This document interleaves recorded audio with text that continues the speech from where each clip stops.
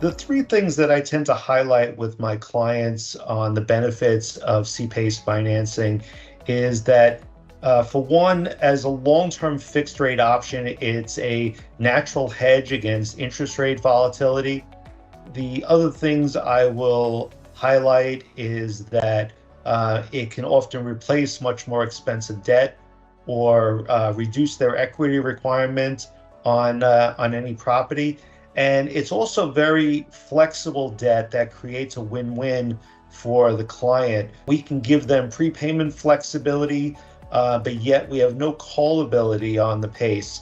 So it really leaves the discretion and being able to react to the market environment all in the borrower's hands. More traditional financing or capital stack would include a first mortgage, will sometimes include some type of subordinate debt, either mezzanine debt or preferred equity, and then of course the common equity. The big difference with CPACE is it will often replace the much more expensive subordinate debt with a long-term fixed rate option that is significantly less expensive. Or it may otherwise reduce the borrower's equity requirement, allowing them to either keep more of the ownership of their property or to just put out less equity for an individual project. CPACE is an energy efficient product, and it's generally characterized in that way and promoted in that way. However, what I think is often lost is it's not only efficient from an energy standpoint, which is going to extend their economic benefits for years, but it's also very much an economic efficient product. It's going to allow them to stretch out their payments over 25 or even 30 years in some cases, to allow them to maintain the benefits and also maintain the flexibility that they have a significant portion of their capital stack that they don't have to worry about refinancing in the short term. PACE is not technically characterized as debt. So when we're working with other market participants, you're going to have some low leverage capital providers that don't want to exceed a certain loan to value ratio, but they might otherwise be okay with all of the economics of the project. So by inserting PACE, we're allowing them to maintain that fee mortgage at the percentage of the project that they want to, while being able to enhance or increase the leverage from the borrower's perspective.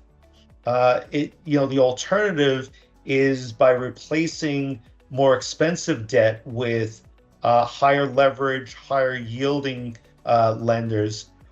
We can reduce the portion of expensive debt, replacing it with inexpensive PACE, so that the overall capital stack is more economically feasible for the project.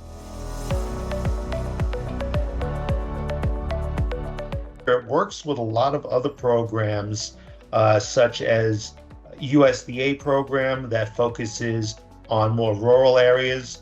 Those programs are very friendly and complementary with one another. It works very well with any program that is geared towards making construction or rehabilitation of a property easier and less expensive. Historic tax credits are a prime example.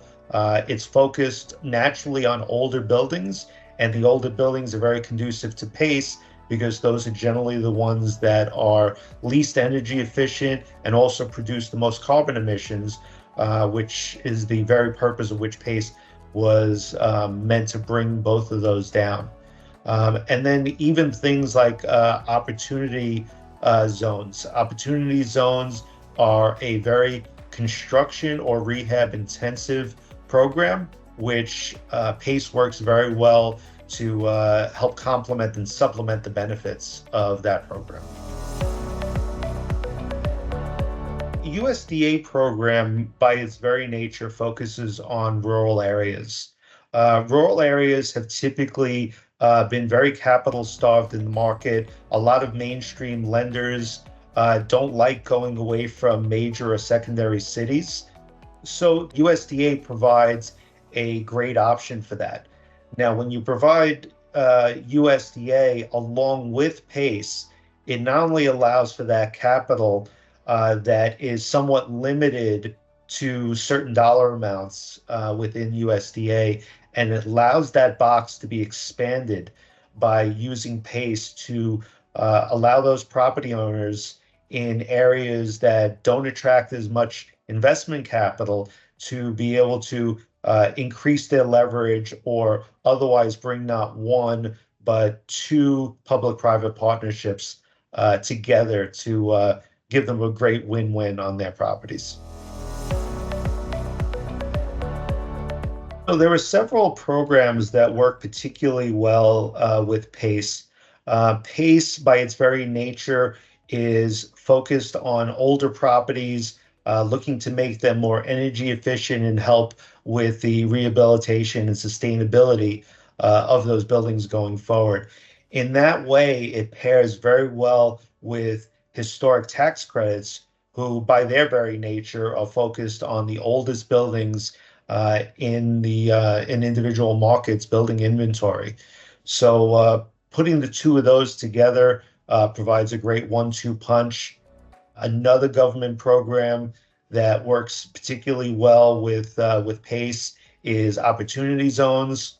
To qualify for opportunity zones, you have to be either building something from the ground up or putting very significant investment into expanding and or rehabbing a property. And those are the very types of properties that also work extremely well with PACE. These programs are also extremely complementary. The compliance of each does not interfere with one another, which allows great pairings with those in particular. The marriage between CPACE and historic tax credits is really one of the best in the market. Historic tax credits have been around for almost 50 years, completely focusing on the preservation of older architecture and more of a visual improvement of the property. Now, in order to achieve that visual improvement of the properties also have to be brought up to date on their systems. And while this is something that historic tax credits doesn't really focus on, when pairing it with PACE, you're bringing the old charm of these architecturally beautiful properties back to life. And at the same time, you're able to modernize them and make them very efficient from an operations basis. That's one of the biggest things. But in addition to that, historically, when properties have been rehabbed by historic tax credits, this is a very expensive way of rehabbing a property. You have to really work around a lot of the historic elements, which increases the cost of rehabbing these properties. And while historic tax credits help very much in deferring that cost, adding PACE in there allows to focus really on how the property is going to be operational and also sustainable, so that all of the work that was done in bringing these beautiful old properties back to life are maintained for generations.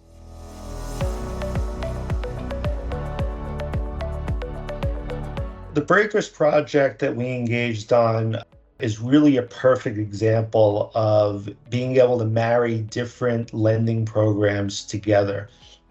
And we were able to do this particular one all under one roof. We first engaged on this property, which was originally built in the 1920s. When the borrower started on the project during COVID, got significant delays, ended up with cost overruns, and we were able to supplement the financing that they needed through CPACE. They also qualified for historic tax credits.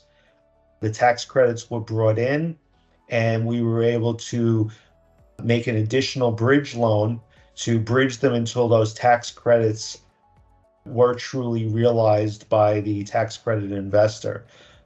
Combining all of these pieces are what really made this project possible.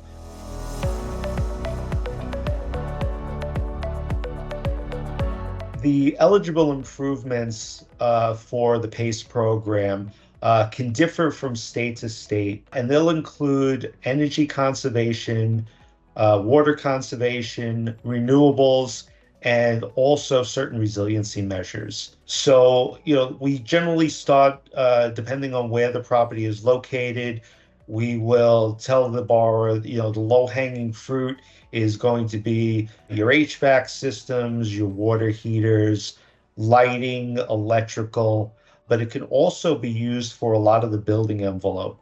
Anything that keeps the property insulated is also adding to the energy efficiency of the building, as it's not allowing that efficiency to escape.